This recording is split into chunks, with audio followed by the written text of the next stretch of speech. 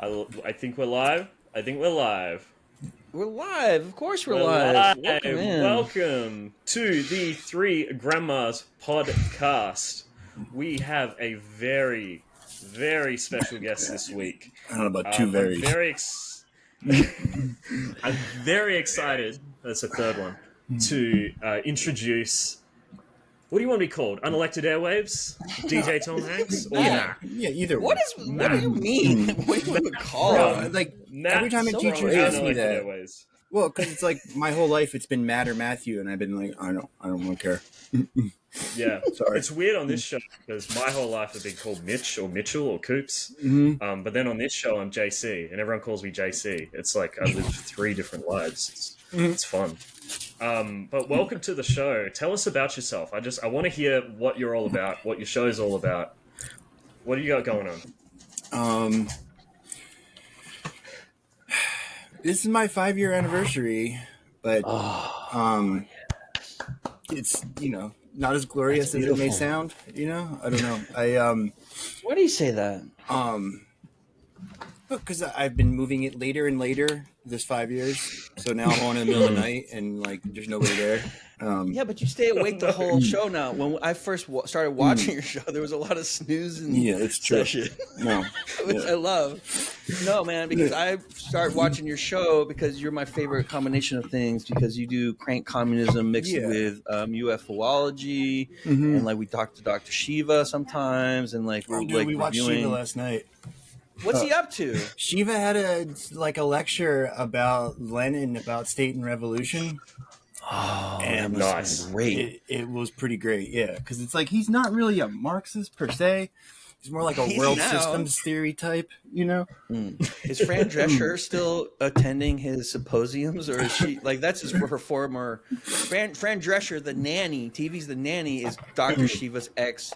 It's almost like on RFK Jr. I didn't know that situation, right? Because she's married. Yeah, you didn't know that they were married. Wow. Yeah.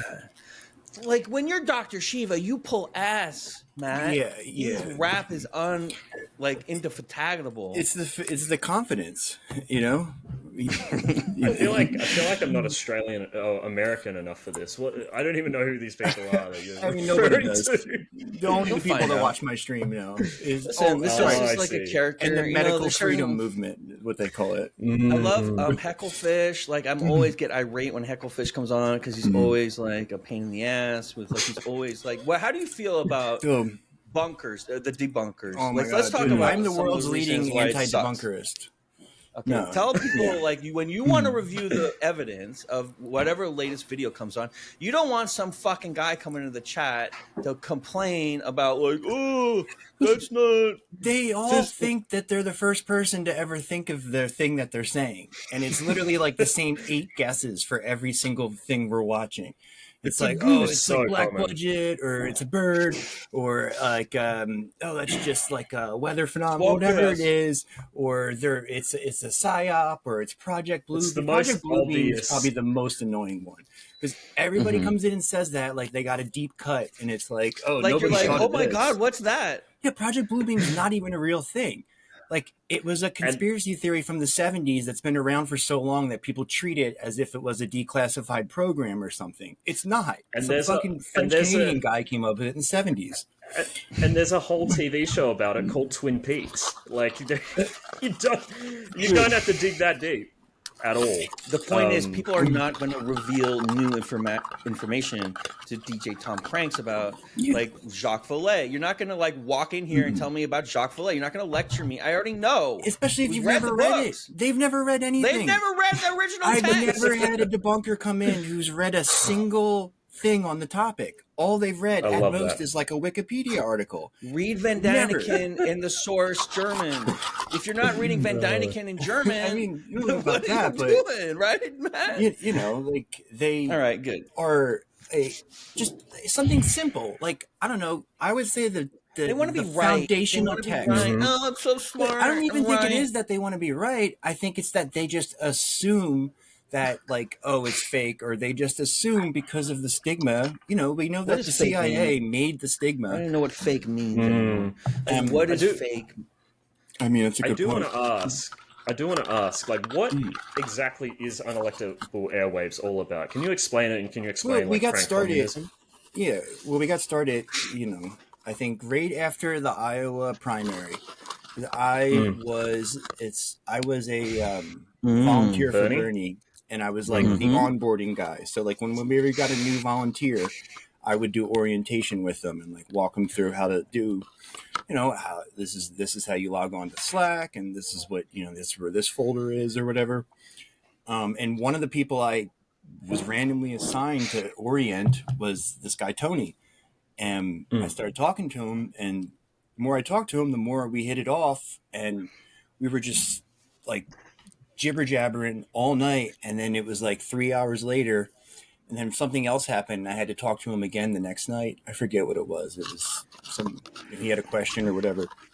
We ended up talking for like a couple hours again. I was like, we should just do a podcast together, man. And I think it was like right as COVID was starting, right? It was right after the Iowa primary.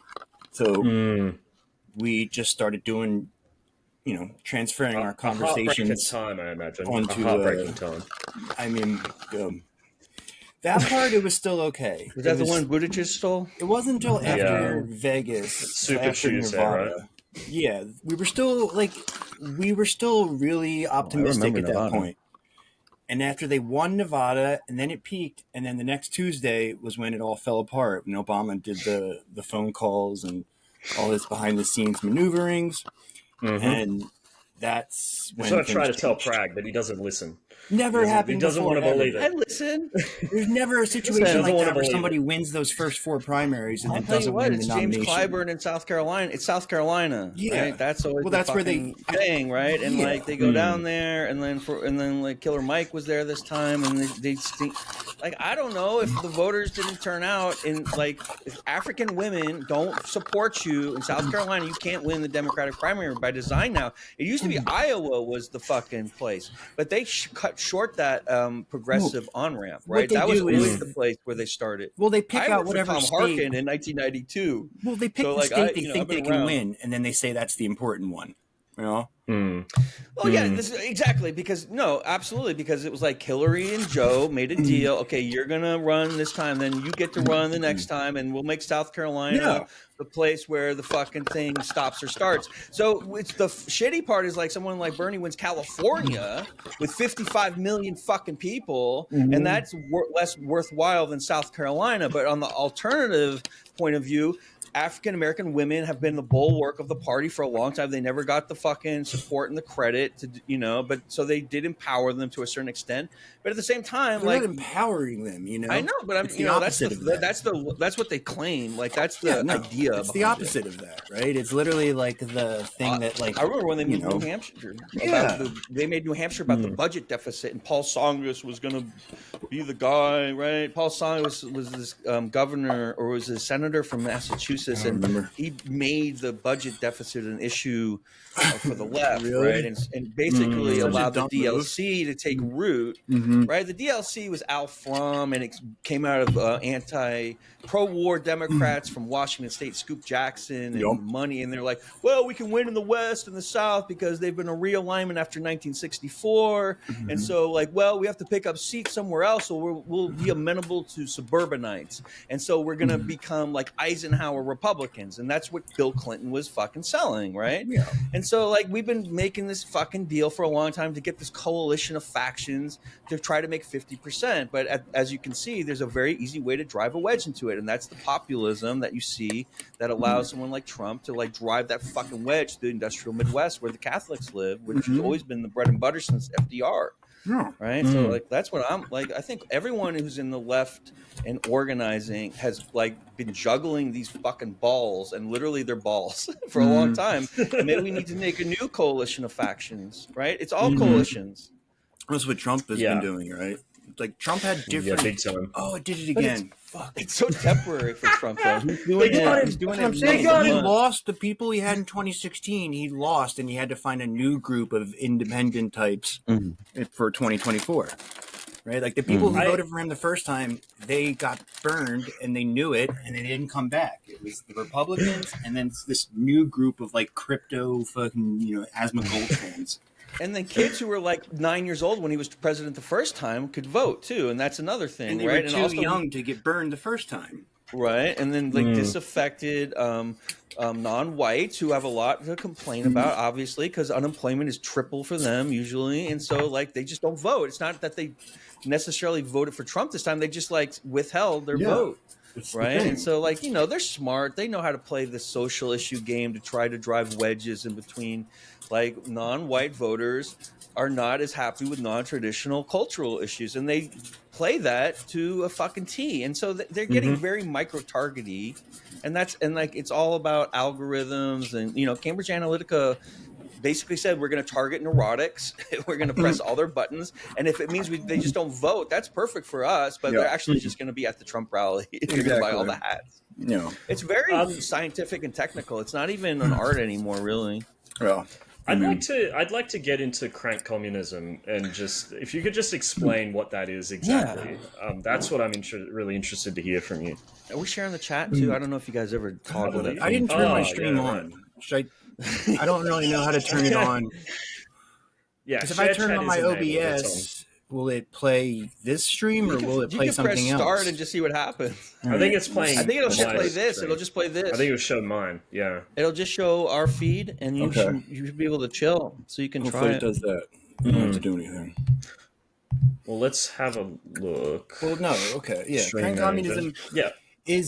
There's nobody on the left that is into crank shit at all. Everybody has been so stigma cucked. We've seen the declassified documents that show that the CIA, the intelligence services, they understood this from the beginning, that this phenomenon was too ubiquitous and it was too dramatic that they could just like completely silence any kind of observations or conversation about it. They did a whole separate issue they did on academics to stigmatize it within academia, and that's still present, obviously.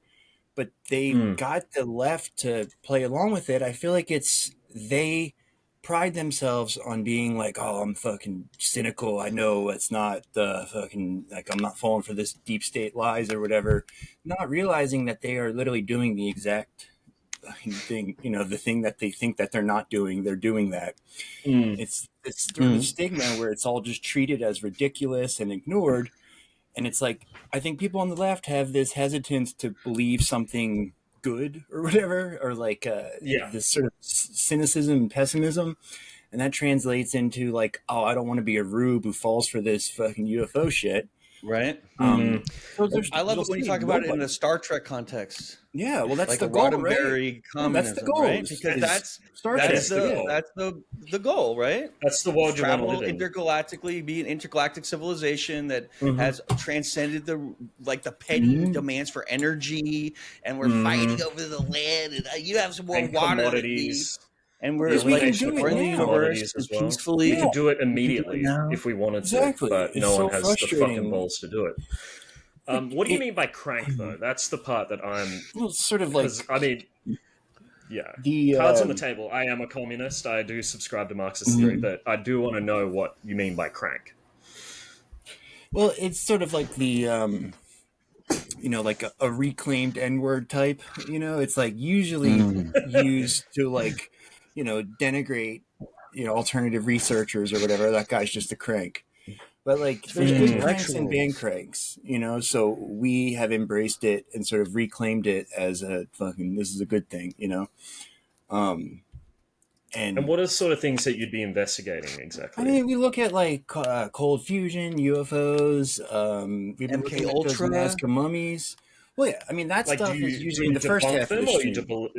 Well, the first half of the stream, we study politics and we look at what's going on in the world. Updates in the world, right? Yeah, like military conflict and sort of the empire collapse, or whatever you call that.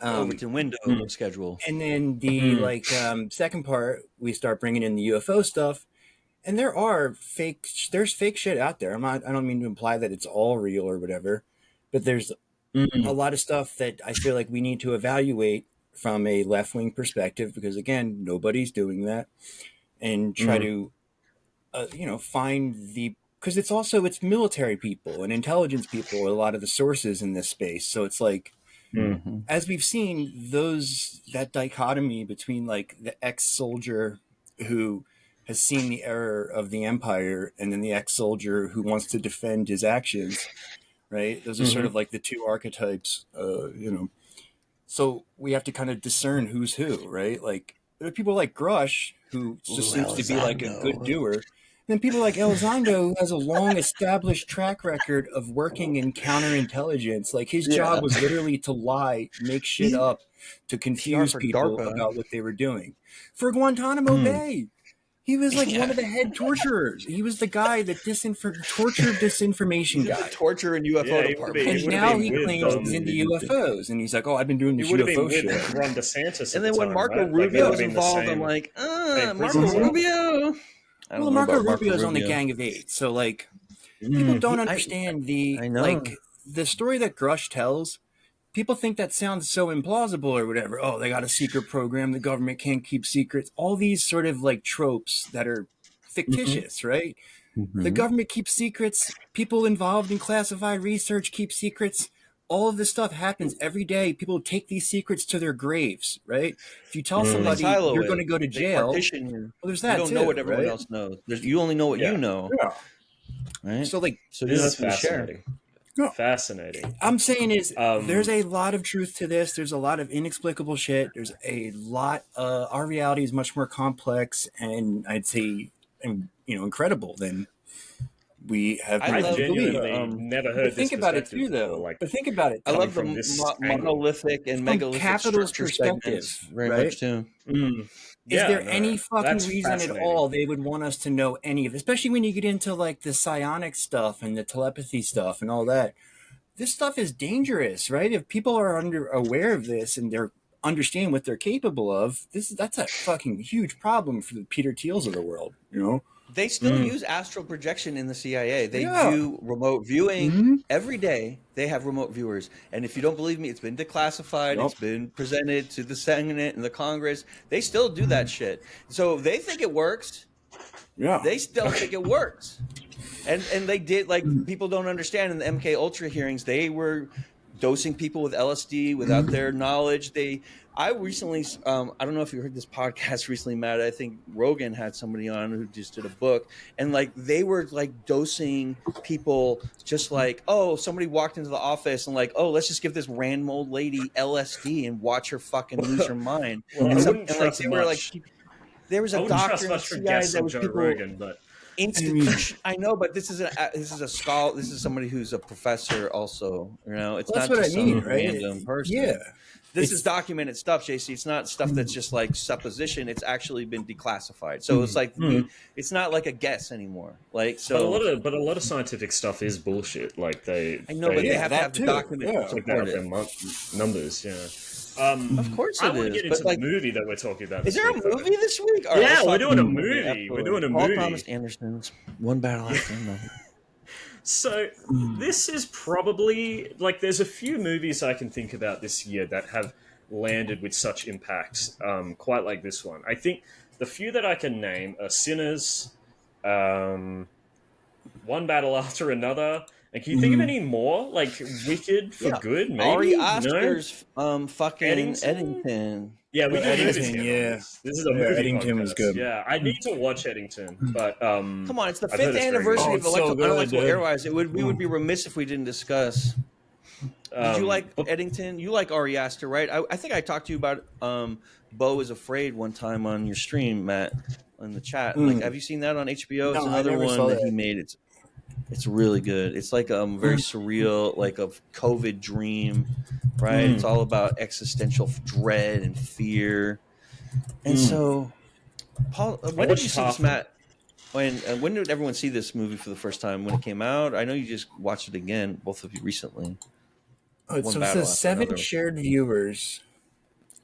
Okay, I'm sorry. I'm just trying to look at it. All right. No worries. I just told everybody where we were. Yeah. I saw it. Yeah. I got. I watched. That's what I was going to say. I watched a bootleg. Because we it's tough times over here. Can't afford the movies, but we watched I got a server over a here. bootleg, and it was some parts that didn't really hit right because of the bootleg, and The quality wasn't great. yeah. So then I watched it again when it came out for regular, and then I just watched it again today to brush up on it and get some notes down. But Brianna Joy Gray really spoiled me on it, I gotta say, because she fucking What did had she so say? much fury. She did like 6 hours worth of podcast about it. Basically, she did like a long episode of her show and then a live stream with like a bunch of other guys. Didn't like Ben prominent. Shapiro do the same thing as well? I don't know, About maybe this He movie? went off on it. probably. Yeah. But she was pissed, I man. mean- She hated like so much about it, and that really kind of set my perspective the first time I watched it. So I feel like I had to get that out of my head and Have you rewatch been a it. Paul Thomas Anderson fan prior to this? You know, he's I made liked a his lot of other amazing movies. movies. Yeah, I mean, There Will Be Blood was so good. Like Phantom Thread is my guy. I like Which Phantom one? Thread a lot too. Phantom Phantom Thread. Thread. I don't think I've ever That's seen a that great one. movie. It's really good. I like all of his movies. Are really beautiful. good. I mean, the comedy he made, Last Licorice Pizza, I thought was excellent. Boogie Nights we reviewed. Yes, Boogie Nights is fire. What I think is most surprising about this movie for me is I didn't realize that Paul Thomas Anderson was like this. I don't know if that makes sense. Like with the cause, you know what I mean? I felt is he like Is he though? I Yeah. 100%. This is his perspective. Yeah. Yeah, but like is just this the a way good that perspective? Oh yeah, 100%. Yeah, the way that the film ends is that revolution and revolutionary action is extremely messy. It's not perfect. It's got so many egos, personalities, and character faults. But the next generation can try to do better, and then the next generation of that can always try to do better. And I feel like the ending of this movie is like super hopeful, like super hopeful for the future. The way that they end Chase Infinity's story is just. I think wonderful, especially Very the girl letter that dad she. pill the second half of the film. Yeah, that really hit with me. I love the like they're searching for each other on those badland roads outside of California. I think it's like near Chico or whatever. Is that And, like right? those rolling hills, and like they're looking for each other. It's almost like an old west vibe, except they're not on horseback; they're in the modern. And then I love the Christmas Club, right? Those fucking cuckoo birds. Yeah. who live we'll in get that into that. mansion. Yeah, And like Paul that. Thomas has such an amazing sense of humor in these movies too, because these movies could be very dour and sketchy, but like it's filled with joy. Like even the beginning when the guerrillas are making that raid on the border post, right? It's such a romanticized version of it, right? Which is not, But then we see the effects of it. You know what I mean? It's more about the love story, though, JC. And like, Yeah. is it a prop? Is what I want to ask Matt. Do you think that the communism is a message or a prop in No, this? I mean it's pinch on, right? It's very much lots of parts of it feel like pinch on. It feels like his sort of irreverent, and I can see his perspective. The book is written in the 70s, right? So it's I think him being frustrated with the Weather Underground and sort of how all that stuff amounted to nothing, right? It didn't really. You could argue it raised people's consciousness, but I think by the time he was writing that, it was already you were seeing like the new left become Silicon Valley. Like they were evaporating before his eyes. So I can understand why he was cynical about it, and a lot of the stuff included in there. I think Paul Thomas Anderson maybe could have done a better job sort of cleaning that up a little bit, just because that's not, you could not characterize today's left like that. I don't think so. I don't think that's fair to sort of, like that part with the guy on the phone, right? Where it was kind of like I still love that code stuff. But like, I get he was that. right. He was right. The code he guy's doesn't right. know this guy. Yeah. And it's Absolutely, and that was played a for triggering laughs. scene. No, but Yeah. but the thing is though, it's a community, right? So he could have handed the phone to someone else. He could have given him a different question. Like he was just so set on this one question, and then the other guy just asked him a different question.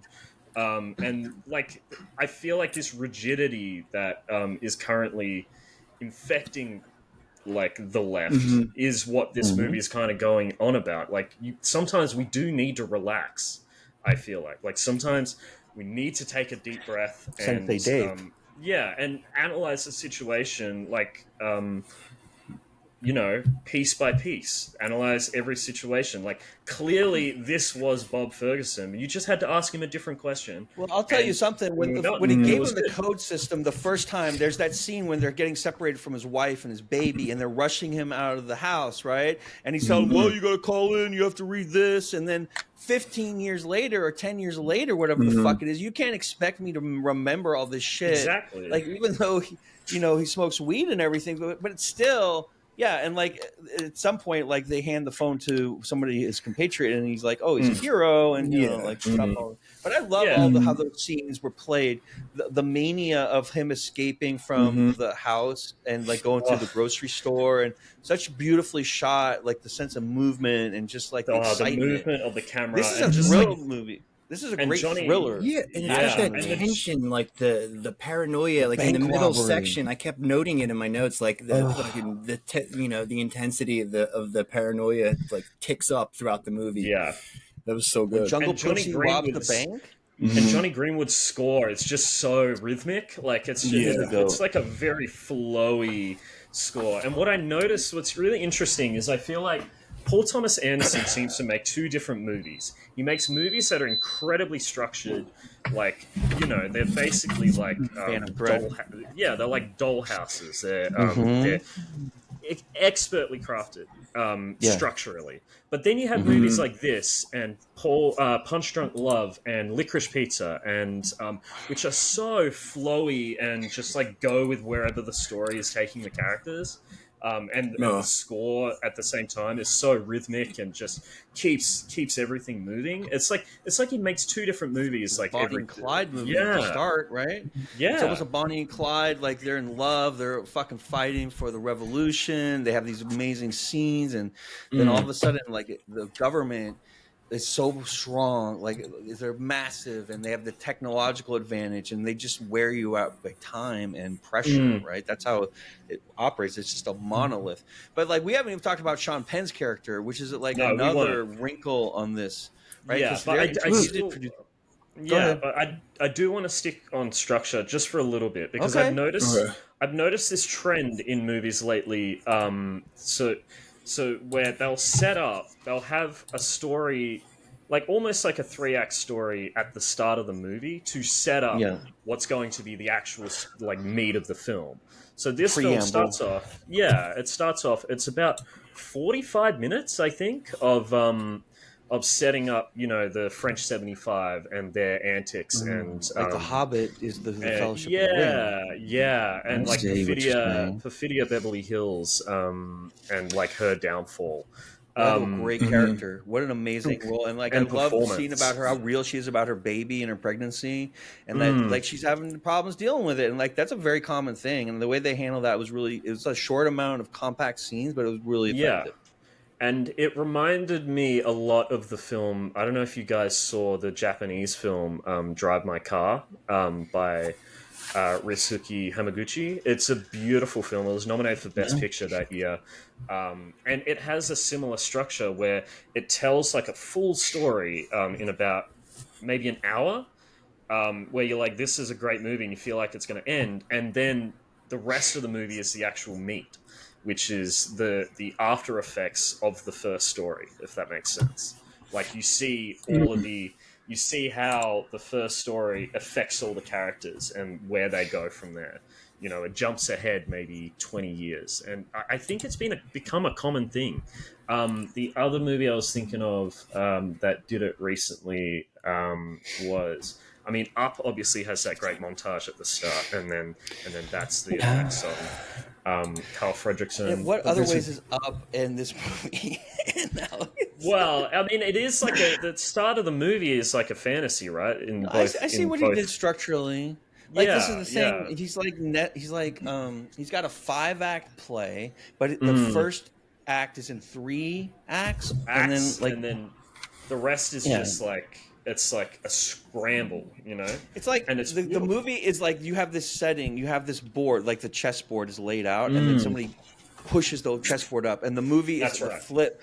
And the real movie is what happens when they're in the air and as they fall and where everything lands. Exactly. Yeah, that's exactly what I'm getting at. It's perfect. And I love movies like this because you never know where it's going to go. I think the movie I'm thinking of is Weapons, that I saw recently that did this. Yeah. It has the first. I haven't seen that It has yet. the first story with. It's really a good. great movie. It has the first story with the main teacher, and it's like a full story. Like it tells all of its acts, and then it like peels back and goes back, and then it sees the ramifications of everything else. And it's like it's the same sort of thing that that seems to be really working lately, and I love it. Well, I mean, Paul Thomas Anderson's a great writer, and he can pull such he can write his own shit, which is not easy. No, he's Think an about incredible Boogie writer. Nights, though. That's a fucking crazy script. You know why? Because he's basically doing character studies of 6 different individuals, but he's put it in a marriage. It's almost like looking at a star system, and you see like the nebula's interconnections, and like it's very fucking mosaic, right? Like most people are just writing 5 people in a story, beginning, middle, end, and like he's writing this.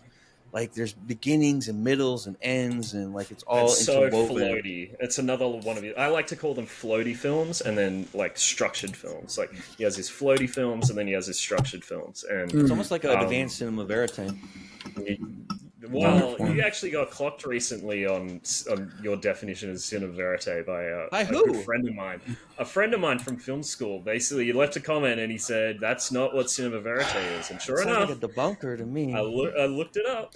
What did he think it was? Well, we'll talk about it. Well, it's not what he tomorrow, thinks it right? was, but we can talk about it. All right. Well, you later. know what? What I want to know, Tom. When I say cinema verite, it's it's Tom. in real life. I want to know, Matt.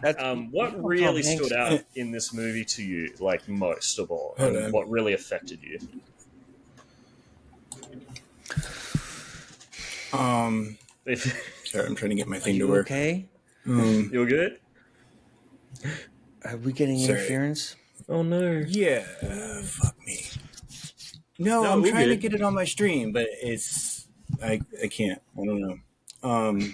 It's okay. The show was over, Matt. And now I fucked up. Look, my it's I whole think everyone stream, can too. see it. Like, Oh my god, sorry. Yeah, No, but it's a well, shared like, chat, so they yeah. can just go to the other one. The thing that stood out to most to me on this version of it, I think, was the dignity of the Mexican characters and the sort of role that Mexico played as this sort of like land of freedom, like fulfilling the promise of what the USA claims to be. Like you see Perfidia. By the way, I think Perfidia was bad from the jump, right? And I feel like that is how I would defend. Oh yeah, Paul Thomas Anderson. It's not that he's mocking the left, the she's revolutionaries. He's mocking. I don't think he's mocking it. There's supposed to be, I think, a distinction between Leo is like bumbling. He seems like he's a goofball and he's a pothead or whatever. But if you look at his actions, he's pretty heroic throughout the movie. His morals and his his motivations are untouchable, right? Pure. It's just and she is like she's into, like, she says that one scene in the beginning, whatever. It's like, I like this gun shit or whatever, right? She's in it for the cowboy shit, like. There's it's sort of like a switch, like a like a gender flip or whatever, right? And the legacy as well, because they mentioned her name. Yeah, she's from a revolutionary heritage, but her name is Perfidia Beverly Hills, which is like, that it's like imperial sort of coding, right? That was the other thing 100%. too, was like the imperialist characters, like Lockjaw and his cohort and all, were just so perverted and awful. Like at the end too, which they're questioning this teenager. Yeah, just I feel like that did a good job of highlighting just how awful these ICE freaks are. Like these type of people, right? Just the guy who played the interviewer soldier, the interview soldier. Yeah, I wrote down a couple of lines. That was the most realistic government character there was. The guy who did the interrogations, right? Because it's incredible. Yeah. We need to get that actor's name. Let me bring it up. Because there's so many. You know what? The people can say, "Oh, there's so much caricature," and like they're not that silly and goofy. The right-wing Christian evangelicals are like that, like the Christmas Club guys. Yeah. That's exactly how they are. And I love that. Hold on, one thing, JC. I love the scene when they actually kill the guy. They make him think that he's going to be in the office, and this is your new office, and this is where you're going to work. Yeah, they do a Lenny they just gas him, and they make him silent. Yeah. That's how they really do it. That's how they roll, right? That's how they roll. And it kind of like the Christmas Club is like such a great like placeholder for like the Ku Klux Klan. Like they their leader is called the Grand Wizard. Yeah, but don't you think that they were? I feel like there was more. I feel like the Ku Klux Klan is very much like class coded. It's more like the as family, like as like a poor Southern white fantasy type thing. I thought the Christmas Adventurers called the comparison. Yeah, it's sort of like a combination of the Illuminati and the fucking. It was like an Illuminati mixed with Ku Klux Klan, or sort of, like. But essentially, what it's getting at is all these people are just like children who are like performatively are making them seem like they're more important than they are. Like they're children essentially. They're playing with toys. They got like code names. They got dumb code names. They're playing mummies and daddies. They're playing James Bond. They're playing like that guy's playing an assassin. The guy in the Mustang, he's on the Shelby Cobra who's chasing everybody. I love those scenes too when she stops the car short over the hill rise. Oh my That's god, a classic scene. We got to talk about that. Yeah. But what I wanted to talk also, what was I trying to get? I've lost my train of thought. But if you guys have anything else you want to, I want to talk about Benny the Bull. Right, he's amazing. Benicio del Toro. Benicio del Toro. Oh my god! Great, Dave. Has calm and like the way, like the way he just handled everything, and like it was so perfect. Like he should. I hope he was nominated for something for this movie, especially or something. And he's a perfect foil to the sort of like Jack Black character that Leonardo DiCaprio is pulling off here, which I think is really like surprising. Seth Rogen, Jack Black, sort of like. I think it was just a composite of Matt and I love Leonardo's character. And I think it was also juxtaposing him with his counterparts in the white supremacist gang, right? It's sort of like his sort of the loyalty and unquestioning devotion to him that his whole crew has, and he's just extreme confidence or competence. Everything he does, like, okay, we're gonna go here, here, here, and here. All right, yes, sensei, no sensei. Like everything he does, just he knows exactly what he's doing, and he's doing it all for altruistic reasons. He barely even knows fucking Leo. He's like this kid in my class's dad needs my help, and he just shoots into action, does all this dangerous, like he could have gone to jail for decades if he had gotten caught, and he just does it unquestioned.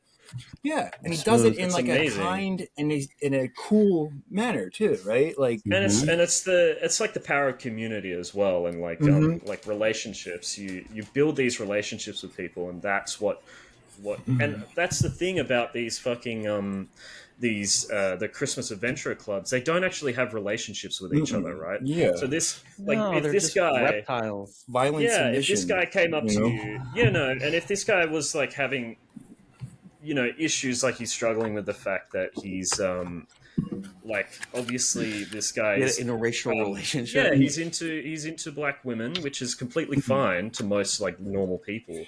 But to these guys, it's your duty to racial purity. Exactly. Like it's not a relationship. It's a fucking test. It's like everything is a test. Like every single moment of every single day is a test for them. Double how they what did see it each call? other. And, I wrote it down. The way they referred to it, it's like double Yankee background check or something. Oh my god! Yeah. They're trying to get to a merit badge system that doesn't exist in an intergalactic plane where a supernatural deity is going to decide their eternal destiny. And so they really have to please their space daddy with all these XP and all the side quests. Right? It's exhausting.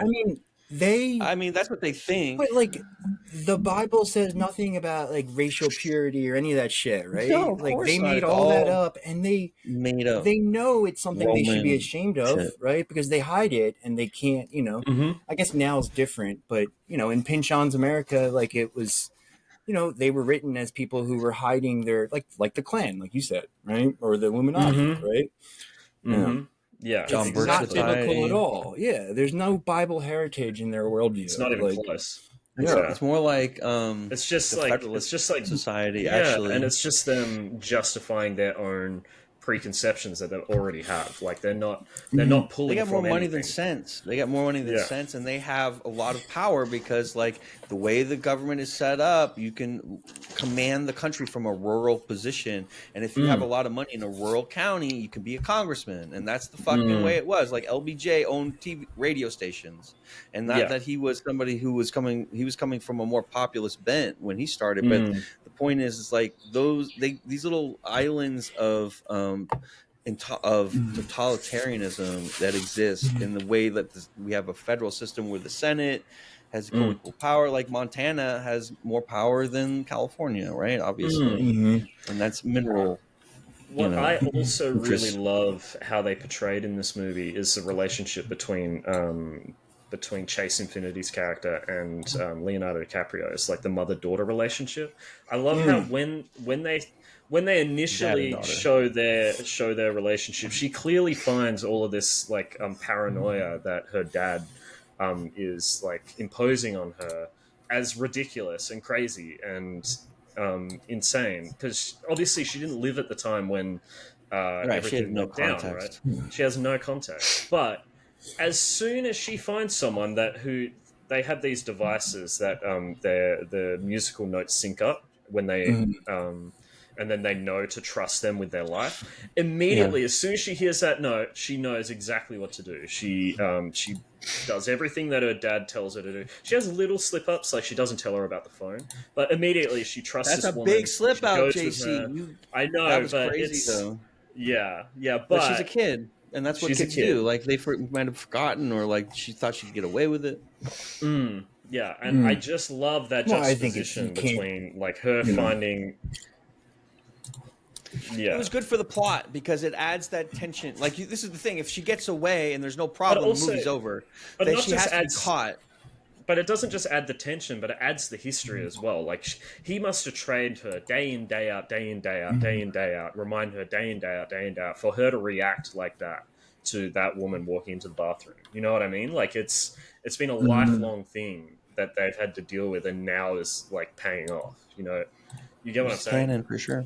I think it's like a beautiful relationship. She took it seriously for sure. Yeah, you know. And what do you think about the nun, the nunnery based tableau?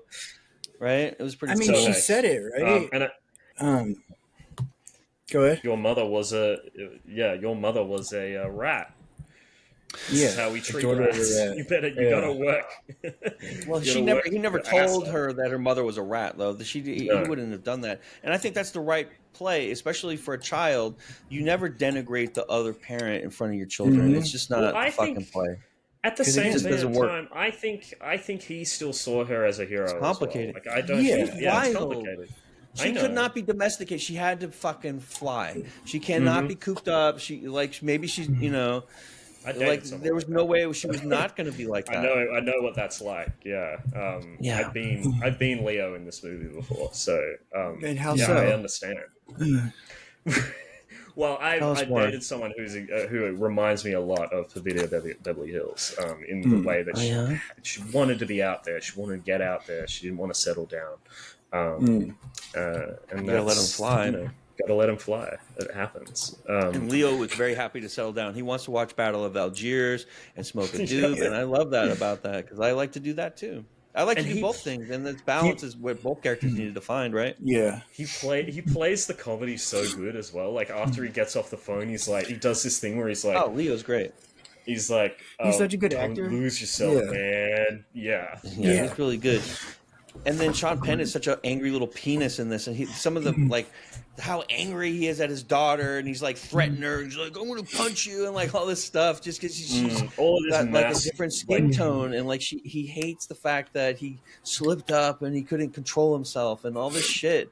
It's really complicated. Masculine thing, all like the that's being imposed on him. That Sean Penn is into in this. Yeah, like, I think his character could be perceived as a caricature, but I think it works. It still works. That's how they are. Yeah, I mean, if you're a colonel, like if you're a career colonel, a lot of these colonels are just exactly like that, man. That's the same vibe and everything. They're just like institutionalized to the shit. And I he's just love like the all little fucked up. things, like the way like his hair is like he still combs it even though he's got like the smallest amount of it, and all these mouth movements, like he does this, and there's a scene how about the that's car accident? right? And he's walking out of the car accident, and he's fucking the way he walks, going down the road, it's just- and he's like, he's all fucked up, and he's still marching down the fucking road. I can't tell if Sean Penn just walks like that or if that was a character choice. Like, I think it was a character choice. It just looks so natural. It sounds like something Pynchon would write. You know, it's a very Pynchonian character. I mean, they all and are. there's but, obviously the names too. The names are so Pynchon. Perfidia Beverly Hills is like the most Pynchon ass name I've ever heard. You know, like I thought it was a really bold choice to like nearly like maybe the fourth shot of the or fifth shot of the movie is just a crotch shot of his like because obviously he meets Perfidia Beverly Hills, and it's like a low angle. Do you think angle Sean Penn did that, or do you think they had a prosthetic? No, yeah, I think you think you get hard on like command like that? I don't know if I can handle a suit like that, even with all the cameras. It probably had a fluffer. I don't think it went Harvey Keitel. I want to believe he can do that. No, let my Sean Penn be able to like on command. but that was a cool scene, right? Because it's like she was like telling him to do that, and like it was interesting, like the power. But it's like dynamic it's such a gross shot, and like it's right at the start of the movie. But the rest of the movie is like beautiful. It reminded me a lot of the movie Babylon that Daniel Chazelle directed. Oh, I didn't see that. Yeah, it's the very first scene.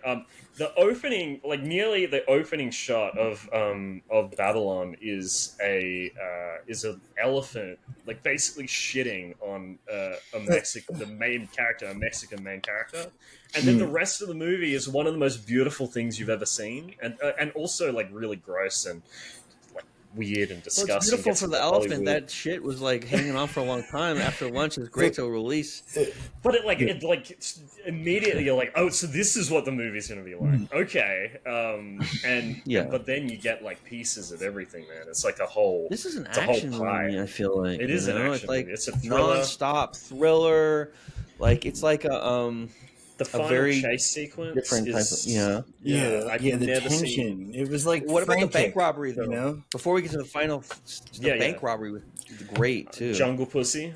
Yeah, Jungle Pussy. Brianna had a lot of problems with that scene. She hated that scene. Why? Because it was of all, a lot of it was whatchamacallit, when you come up with it on the spot, ad-libbed, right? And it's that Jungle Pussy was a rapper, and she thought it was like problematic the way they had the rappers like write their own lines, and I can't be, white man can't be authentic writing like a black woman's lines or whatever. Was that was the theoretical excuse that she had for why they had them ad-lib their own lines, but I just think it was goofy. I mean, I think it did end up being sort of like it played right into this whole sort of like perfidia angle where they're just goofball, unserious, and she even said as much, right? She's like, it was a sloppy job, right? Somebody got shot, they're being sloppy, and that security guard dies because of their sloppy job, right? Like it's possible to like do your thing and hurt the empire. But that's what happens in the balls too, without people dying, like, you know. But the Black Panther Party had those problems, right wing, left wing. I don't think it's an ideological issue when you have groups of people who are trying to be paramilitary and they don't have an experience doing that, and they don't really support like chain of command, and they don't have discipline like a normal fucking paramilitary group. Like I've been reading the history of Cuba, and like the amount of stupid shit that like the revolutionaries did, like in trying to get that revolution done. Is exactly like the stuff that's depicted in this movie. Like, there's so much stuff that, like, stupid stuff that Che did, stupid stuff that some of the, like, a lot of the revolutionaries did. Like, it always happens, and it's always an issue with community building. Because it's amateurs by definition. Because if the movement is coming from the bottom up, it's going to be people who are not experts, and so then this is part of the thing. And I think that's part of the point. You have to have better training, and you have to, It's not a fair fight either, you know. But go ahead. No, it's not. No, we don't have the resources and everything. Well, look, think of the way that Star Wars portrays what essentially is a revolutionary. I was about to literally talk about Andor for the same. Yeah, right. This is different, though. That's what I mean, though. Right? Is like there's a whole infrastructure. first of all, they're just depraved sickos, and it's kind of like how we are now. You see the same sort of phenomenon is they are willing to do anything.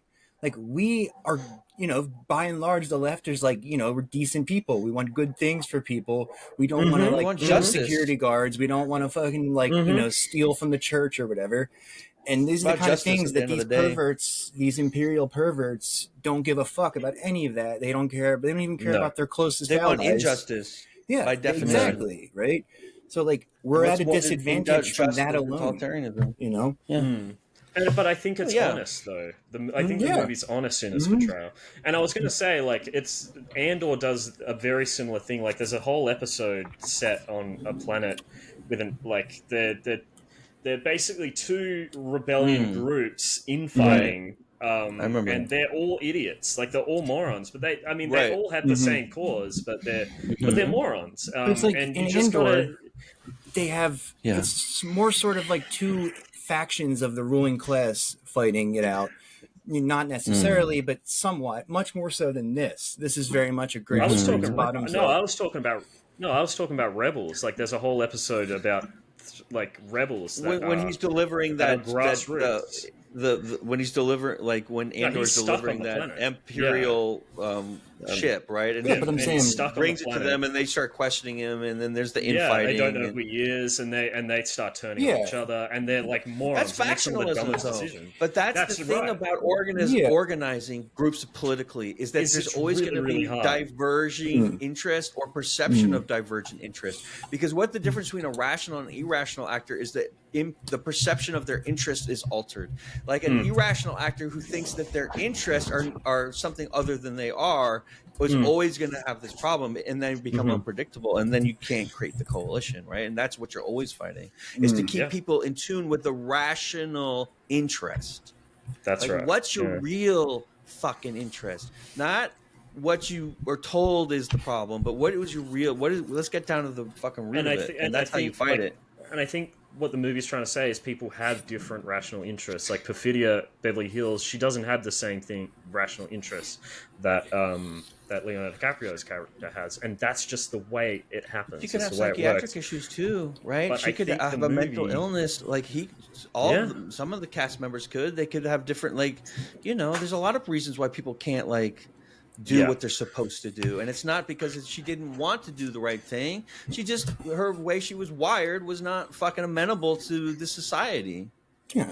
She was raised in this revolutionary household, and sort of the nominative determinism of it all, right? Sort of, it's like Angela Davis not necessarily, shit, you know what I'm saying, but like sort of the opposite of that, right? Like her family gave her this name, like thinking she'd be the next in a long line of revolutionaries, and she's the opposite of that. She ended up being the rat. Yeah. Yeah. I wanted to talk about craft for a second, because there's a scene, because some people might come into this movie and they see it and they go, what's new? Like, what's new in this movie? And I think the one, very important thing that this movie does that I've never seen in any other film before is the final chase sequence at the end. So chase sequences, obviously, when you have a camera, you have three axes, right? You have the Z, Y, and X axes. Chase sequences, they always use the X axis, and then you always use the Y axis, the flat axis, because you're moving forward, you're moving backwards, you're moving side to side. I have never, ever seen a chase sequence use the Z axis the way that this film does, the way that the camera moves up and down to increase the tension, because sometimes you can't see the cars, they move out the way because the hills are in the way, and then they move back down, and then you see them.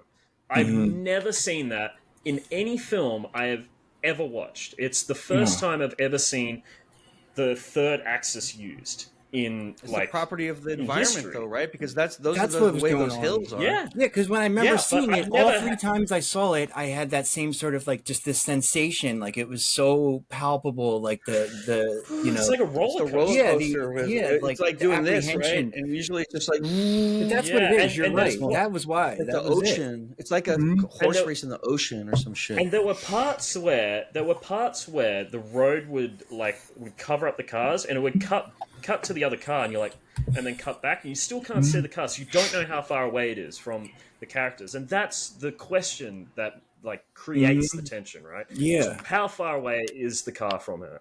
And I just like it blew me away. I've never seen anything like it. And the way that it also sets up like her thought process of how she's going to get out of this. She's like, oh, I can't see him. Like she's looking in the mirror. She's like, I can't see him, so he can't see me. Yeah. And then she she's uses that to her in this advantage. She's like smart. Everyone else is like ideologically drunk or literally intoxicated, but she's so clear-minded because she's young still, right? I think that's just like an advantage of youth. Yeah, and, like you know, and it's so effective. That's brilliant. And it's so effective. You should watch that scene. I mean, we can share it. I can try it. Find it. If you want to find it, Prag. But what I want to say, it's so effective that so I live in the middle of nowhere. Like I live 6 hours from the nearest like major city, which is Perth on the western coast of Australia. So I recently took a trip from Kalgoorlie to Perth for to see the new Wake Up Dead Man, the new Rian Johnson film. But while we were driving to Perth, the amount of times that happened where like I would see cars disappear and it would like it would worry me. Like it gave me that like that feeling that I had while watching the movie. I was like, is there a car gonna stop there? And my dad was telling me the story. Yeah, and my dad was telling me the story about when he was a kid. I think not his mum, but his aunt. Like they were driving in a ute. I think him and his brother were in the back of the ute, and they came up to this hill, and his aunt stopped to talk to someone who they hadn't seen in a long time. Like they were like parked next to each other, like talking, and they stopped at the top of the hill, and because of that, another car couldn't see that they had stopped behind the hill and slammed into the back of the ute. Like my dad and my brother went flying onto the road. Like the exact thing that happened in this movie happened to him, and he was telling me about how that brought him back to that. That's like an El Camino, right? Yeah, I don't know what a ute is, JC. We don't know what a ute is. It's a tribal thing. A truck, a car truck hybrid, like a pickup truck, like an F-150, like a Ford F-150, a pickup truck. Yeah, so that's what a ute is in Australia. Yeah. So and they were sitting in the back, in the trailer. Shall we watch this scene? Yeah, please. I'd love to. Also, we might get DMCA. We might have to cut this sequence from YouTube. We've all experienced this too. Is the other thing, like the sensation of not knowing where the car went. You know. Plus, we didn't know what was going to happen.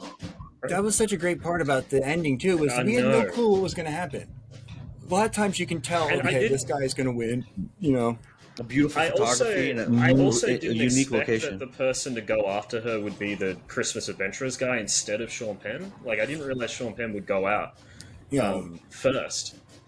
But they set that up as well. It's brilliant. I mean, look at this in Sacramento. Like, I have never seen the Z-axis used like this in a movie. Like in a chase sequence. Yeah, it's straight line. Yeah, because they never film them in like these rolling hills. Like this is a very unique place. Like they don't have a lot of locations in the world that have this much desert land that's also rolling like this, right? And so like this is near Sacramento, I think. This is like Auburn, there's all kinds of hill country and shit over there. I don't know if someone in your chat or someone else's chat or our chat can think of a movie that's done this. I'd love to hear about it, but it's the first time I've ever seen it. I'm trying to think. I'm sure you can find one. Like Death Proof has some incredible sequences in environments. It's a Steven Spielberg movie about a truck that chases a guy who drives a truck. It's made for TV. Oh yeah, I feel like that had rolling hills or some shit. And I feel like Mad Max has some scenes like this. It's amazing. That's a good point. And the Mad music Max as well. I watched Mad Max recently. It doesn't do this or anything like this. It might use like the hills to reveal once, but it doesn't use the whole sequence to create tension. You know what I mean? Up and down, and it's just the whole new tension. It just gets ramped up each hill. beach hill. Like, it's closer now, you know? It's like, it's the mystery of it. It's. And these cars. I think it's amazing. genius. I think Cobra. It's genius. This bad guy has. This guy is fucking amazing. Yeah, he's So a His cool fucking Izod polo shirt. Yeah, that's a pretty cool He's got shirt. golf clubs in the fucking trunk. He's got that driving Shelby the Cobra. Mustang That's a too, bad like machine. the soldier car. Yeah. You know? Fast as fuck. Yeah, I think that's enough. What do you mean that's enough? We have to watch the end. It's almost 2 more minutes. We Okay. can't. He's in that We car. have to come man. to completion. That's so great. The way This they is had for- the car that like sounded like it, like Yeah, there's literally it's like Matt. a piece of it's a Nissan shitbox. Like, Yeah, And it's, there's right? literally it's so Leonardo good. DiCaprio. oh god, that's from so this movie. cool. And you can like feel it in your stomach, like you know how you get like that It sensation, lurches, yeah. like in your like butterflies in your stomach or whatever. I'll stop it Yeah. right before the pre-ultimate scene, the pre-ultimate Look moment. at this, right? and But just like that's great. That's like a long range shot too. It's like I feel like he set that up like very car carefully. sequences are never like that. You never see that. It's amazing. His car he's sounds got like this an piece of RC shit. car. Like, Yeah, he's got a V6. He's got a very like a little, more like very a V2. lightweight. Oh, Yeah. my chat says they call it driving in 3D. Yeah, right. Literally, yeah. It's in Driving all in dimensions. 3D. It's like amazing. the topography allows And for you don't more. need glasses for this. Mm-hmm. Okay, what's gonna So- happen in chat? I don't know. You have to watch the movie. Ah, got him. This happened to my buddy, my dad, once. Never mind. What? That just went straight over your That's- heads. That's a letterbox reference. JC, That's a that letterbox was reference. wild buns. That joke, you know that? No. But yeah, I'd like All to right. get our final thoughts on this movie out. Okay. Shall we let Matt go last, and then JC, did you want to go yeah. second, or what do you want to do? I'm I'll happy to go start. first. Oh, you want to can go first? Go ahead. man. No, you go first, right? Okay, so 100%. like I love Paul Thomas Anderson. He's a fucking goat. Like everything he drops is a banger. It's like there's certain bands that if they drop an album, you know it's gonna fucking cook. Yeah. And you don't have to worry about the retail price of the new Fugazi album. It's gonna be a banger. Right? And so like that's how I am with this guy. And like I knew this was gonna be an amazing movie because the chatter was so strong initially. Because like usually he drops Phantom Thread and nobody sees it and it's amazing on Well, video plus the very source shortly. material.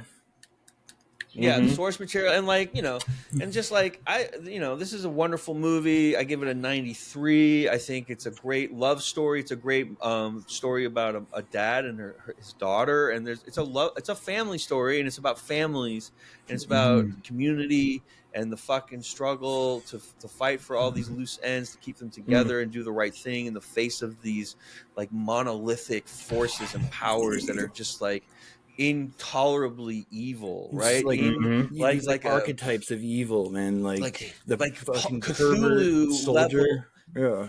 right? Yeah. Like they came from outer space to be perverted colonels, right? It's just like killer clowns from outer space level depravity. Yeah. So I love this movie. It's a great action movie. I think this is like since Last of the Mohicans. I don't know who directed that one, but like to me that had very much the same flow. It was a constant chase between people, and like it's just like it's a masterpiece. I hope it wins Best Picture. I love Eddington too. I would be happy with that one, but like I think it's great. And I'll let you gentlemen continue, JC. I'm on the same wavelength. Honestly, I'm trying to think because There Will Be Blood is probably previously was probably my favorite. 2005, I want to say 2006. I mean, 2007. God, it's Yeah. kind of like that year all over again with There Will Be Blood versus No Country for Old Men. And No this Country is definitely this is like parallel It's going to to be this this. movie. Eddington I think it's versus going to be this. This No, had no, well, Cormac I think- McCarthy vibes I too don't in this think movie. I don't think Eddington's going to get any nominations, but I think it's No? between this and That's Sinners. I That's think this and ridiculous. Sinners, Eddington was yeah. Eddington's so good. Yeah. And it's such a I need slow to burn watch the it. whole I need to time, and watch like it. every So reference creepy. is When- so that fucking scene when he perfect. slaps him at Yeah. the barbecue when Oh. and like he doesn't know what to do when the sheriff gets fucking smacked, And like I the just- politician smacks him in public, Yeah. and he should like arrest him right there, but he just loses his nerve and he fucking has to walk back to the car. Yeah. That's a masterpiece of a scene. Dude, yeah, just like My, every reference was so spot on. Like all love of that. the Yeah. sort of like the characteristics of like the fucking right wing conspiracy guys It was just so perfect. Everything they said, such a deep cut. You know, my second favorite. What was Afraid? If you like that movie, too. I need to see that. I saw half of it, but something came up and I had to go. But my second favorite movie of the year is 28 Years Later. I think, but that movie's not going to get any awards buds either. What did you think about the leveled up zombie, like the zombie kings, like the big bosses? Incredible, Really? and just the giant hogs. It has the most amazing cinematography of the year. If it doesn't get nominated for at least cinematography, I will throw a table. I like the way it was set up. It was very cool. What's that guy's name? I like him. Danny Boyle. Danny Boyle. He always cooks. Like he always puts everything into his movies. Sunshine, amazing. Yeah. But yeah, I love this movie. I think it does so many new, unique things. I love all of the characters. I think the performances across the board, especially Sean Penn. I think Sean Penn should be a lock for Best Supporting Actor. He's close with Jacob Elordi from Frankenstein. Like Jacob Elordi is magnificent in Frankenstein. But I didn't see that yet. You didn't think Benicio? Benicio needs something, a Golden Globe or something. I think he deserves a round of applause. But Sean Penn he's back. Like I haven't seen him around recently. I feel like they should make a prequel. Right, I would love to have more Benicio. Dave, Sensei Dave. I think his most recent big movies have been like the Sicario movies. Can I pitch you guys an idea? It's a Stargate series. It's on HBO. It's X-rated. I haven't got a lot of time. I've got about 10 minutes, but sorry. Yeah. No, all good. But no, I love this movie, and I think it might be Paul Thomas Anderson's best. I'd have to watch There Will Be Blood again, but I think it's a masterpiece, and I'd give it a 96 out of 100. The ending made me cry. Like the ending actually made me cry. Her reading that letter from her mother, like genuinely had me, like the I don't want to say shivering, but like prickling up of the back of the hairs. Yeah, the frisson. The prickling of the back. Yeah, that. It's an incredible film, and I hope everyone sees it. And I hope it wins Best Picture. All right, I'm like getting emotional talking about it right now. Oh my god. Yeah, go ahead. It is though. It is. It's parts of it are like that, where it's just like so beautiful. Let me just look through my notes real quick, see if I didn't forget anything. Get all your notes, everything. Because there's just so many good lines.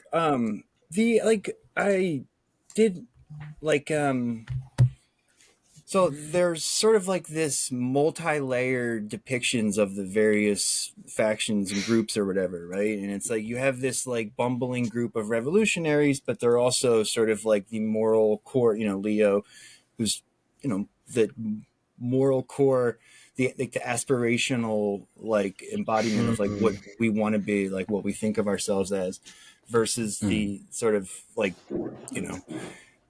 the Lockjaw is just just so much scumbag crammed into one man. Different levels of competence as well. Yeah, like different levels of competence. Yeah, but it's like he's got these sort of like, without even mentioning anything about it, he seems to be like with the correct like theoretical framework and all, right? Like he knows what he's doing just from a revolutionary perspective and from a familial perspective.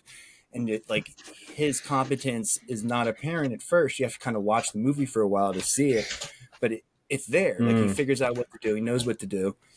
It's like, I feel like hazy memory. Yeah, right. Exactly. Like he's like muscle memory when he gets back into it. I wrote "Little Trouble Girl" in my notes somewhere, but I don't know why. Near the courthouse scene. I don't know. The courthouse. That Sonic Youth song. If you want yeah. Little Trouble Girl. Let's see. Displaced Perforations. We'll put it on the mixtape for the episode. We always drop a mixtape for every epi. You can help us put that together. We have like 12 strong cuts that inspired us. Oh, when they said "Welcome to Mainstream America," right? And it was like her house in the suburbs, and compared to the straight up like executions the rest of her compatriots got. Like she's willing to sell out. Right. I mean, it's like I say this a lot, but if you're willing to invest in evil companies, you can make a lot of money in this country, right? It's sort of like that sort of mindset. If you're willing to buy into the empire, you can do well for yourself, but you have to sell your Look soul. the other way. So we'll call it look the other way for yourself. So right? she has It's to go like, to Mexico to get, to free herself from that, right? Yeah. And there's also that juxtaposition between the Christmas adventurers like house and like that's what I was gonna say. Yeah, exactly. The top is this domestic bliss, and then down below it's like a bunker for a bunch of hardcore sickos. All those doors. There's so many doors down there too, right? Yeah, It's then the all further conference juxtaposition rooms. for how. But then there's also the further juxtaposition of how warm and lived in the Mexican communities Exactly, like housing right? was. And, where they live in that, and they live in the redwoods, right, in Northern California. And that's a beautiful place that they have for Leo's character with his daughter, and like it's just a beautiful clearing right in the woods. And it's just like, takes us back to nature, and like that's also like very the tunnel scene was great too. The sort of comparison between like the Benicio del Toro's crew is who the Christmas adventurers think of themselves, like this type of family. That's who they're doing this for. They're building America for the families or whatever, the small business owners, right? They're really doing it. He They're is living the it. guy he's that they actually claim done it. Exactly. He's They're the guy that living they it. claim to represent, and he's actually living it, doing it, and they are doing as best as they can to snuff it out. Like I said, I feel like this could have gone on twice as long. There's so many other developments that would have liked to have looked at, like the skateboarders, the protests. Like you could have done like a whole sort of larger universe, like an extra hour, sort of showing scenes in Mexico, showing scenes with the activist on the ground, showing scenes at the high school. All that stuff could have been, I think, really entertaining. I do think it is kind of confusing. I hope they do expand it. That'd be great. I think, well, I mean, yeah, maybe. I just think that they sort of, I think it's the source material is sort of out of touch with today. And I feel like if Paul Thomas Anderson had sort of, I don't know, maybe spoken to like some, somebody who had a better understanding or whatever, I feel like they could have been a little bit more sensitive about that. For 15 minutes? I mean, it did seem to sort of, you have to like get really into the weeds to understand that they are good, that they're great. I think they have to lose a little bit in order to win at the end. If they're winning the whole time and they're like have their shit together and they're effective, then you don't have the story about the dad and the daughter and the tension and the fight and the struggle. Like you have to have the movie to have the struggle in order to have it a story, right? And I think that's part of why. Yeah, I think there's some limitations to the heroes. Like it's boring to have a perfect hero because they can't be stopped, right? And like the fun part comes in, how do they overcome the obstacle? Yeah. JC has to go. Okay, we have to wrap it up. You want to give it a rating? Tom God.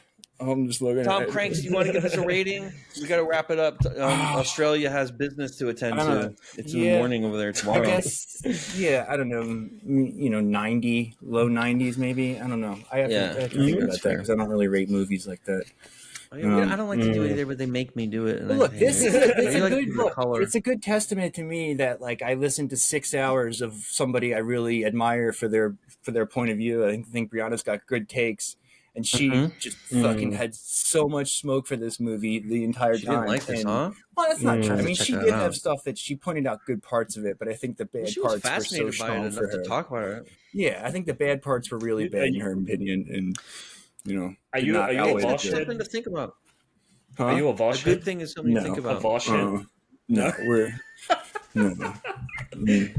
diametrically. What do you think about Vosh? Like I think he. I don't know. My main thing. I think is one of the people that convinced themselves that sort of like John Mearsheimer, right? Is like they see that America is the hegemon, so America does all this evil shit, and if China was the hegemon or somebody else was, they would also be evil. I think that's a disservice to his fans. China is run by the Communist Party. They very clearly have a different goal. They have a very different perspective, what they're trying to achieve. And I think he tells himself that to justify shilling for whatever the empire does, whatever proxy war they're doing, That would be my main I don't beef with know if I agree with that, but yeah, I understand. Factionalism on display. Yeah, no, that's what this movie's about, right? That's what it's this good to movie's talk about. about this stuff, though. This is the thing. Like, people have to talk the way we talk to each other, and with like we're not fighting and shitting on each other. And I think that's what always happens, and people get turned away from politics because, like, don't talk about politics. Talk about civics and improving the lives of your friends and neighbors, and like getting shit done. And you're going to be a lot happier with politics, quote unquote. If you want to have something to disagree about, we can come up with things we disagree about, but all these other things that we agree about get turned to the fucking side, and that's what the bad guys want. Like our enemies, like this woman right here, they don't give a shit. They don't give a shit. They're all She's lying. A fucking mental patient. That's the difference between us and them, I think, is they don't actually give a shit. So it's been amazing having you on. So tight? Why is my shirt so tight? Mine's nice. Why is your shirt so tight? Ayn Rand? No, mine. He doesn't have a tight shirt. No, he's talking talking about the movie. From the movie. Yeah. Sean Penn's shirt. Yeah, that was such a good thing. Yeah. Why? Okay. Yeah. All right. I feel you. Because it's like you watched it today. I watched it a week ago. That's my fault. Like they do kind of like touch on like the Zoomer aspect of it a little bit, but that's one of the few parts where it shows sort of like she sees right through your bullshit, man. You know, you're not fooling anybody. What do you think about Leo? Was like he was pushing it back against like the they them situation, and he was like kind of like talking about an older he gets Gen over X person I've got who's a whole trying to thing deal about that, with but I don't know if we have time. I talked about it on the stream before. Brianna talked about that part too. What did she think? I think the way that I interpret it is it's Paul Thomas Anderson basically saying that that's him. That's the way he feels. And there's a really great article by it's a guy called Film Crit Hulk. I read all of his Patreon posts. He has a really great article on this movie and that specifically. But yeah, I'm really excited for next week. We've got not next week, tomorrow. Tomorrow. We're reviewing tomorrow. We're reviewing, and I'll just share the screen. We are reviewing. Hold on. We're reviewing. Did you watch Begonia? Right? No. I just watched Begonia. I did not. It's so good. I did not like Begonia. Oh, you didn't? I didn't like Begonia. I haven't seen it yet. I thought it was okay, but I didn't like its. It felt very don't look. I felt vindicated by the ending. You know, I felt the opposite. I felt like it was too shallow. I felt like it didn't get into the nitty gritty enough. It could have gone deeper, but I could have had a whole movie about from her perspective. You know, the aliens. But the whole movie plays it like these are fucking idiots. These are goofballs. They don't know what they're talking about. They're all conspiracy theorists, echo chamber, blah blah blah, and they're fucking right. You could not have been more correct about everything they said, which I feel that experience a lot. You know. Yeah, that's right. Unelectable Airwaves 5th anniversary. Thank you, Matt, for being on the show. We have to get JC out of here. I've been trying to get you. I mean, have I invited you on this? Yeah, I'll come on whenever. I had you on Ghostbusters Live. Yeah, I feel like this is a vibe for you because you fuck with films, and I love your opinions. Nobody invites me to come on again. I really hope you can come on again, of course, man. And we can also do like other shit. Let you pick the film next time. I think that'd be great. I mean, we love collabing with you. It's always fun. It's usually congratulations on 5 years, dog. Yeah. Congratulations. Like great YouTube channel, great TikTok stuff. Like you do shorts and like you're very artistic and creative. Like one of the things I fuck with you with is you're always making new visuals. Like you know me, I'm always sending you weird DMs about my fucking visual. I'm like painting watercolors and I'm taking photographs and fucking with them. And you do that shit. And that's, you know, at the end of the day, that really unites us. No, I do a TikTok every night when I start the stream with like, you know, goof. Like I don't know how you would describe it. It's just cool. It's just fun, cool sort of art, like an man. art house thing. That's all I'm trying to do. Is cool shit with my friends, man. Cool art, just pretty shit, weird shit. Keep at it. We salute. We salute. We'll see. Is this your last show? This is it. This is the last show. 5 years, we're out. Yeah, and then I might just call pop it up as a different show. See you later, everyone. Bye. This has been an amazing stream. Tom. Bye. I'll see you guys tomorrow for Past Lives. Okay, you have to end the stream. We can't.